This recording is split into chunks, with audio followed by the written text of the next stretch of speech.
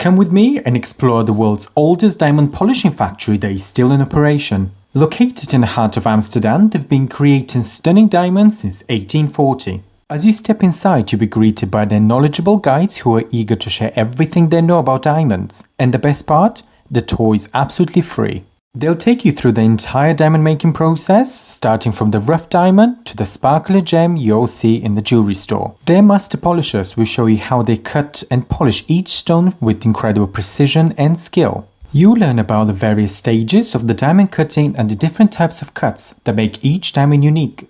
It's a mesmerizing craft that has been perfected over centuries.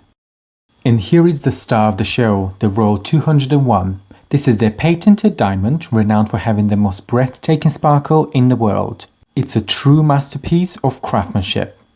But the wonders don't stop there. You also see an exact replica of the famous Koh-i-Noor diamond cut by the royal coster and the dazzling display of British crown jewels. It's a glimpse into the world of royalty and their spectacular treasures. So, what are you waiting for? Book your free visit now and dive into the captivating world of diamonds at Royal Costa Diamonds, an experience you won't forget. How many of you are booking a trip to Amsterdam now?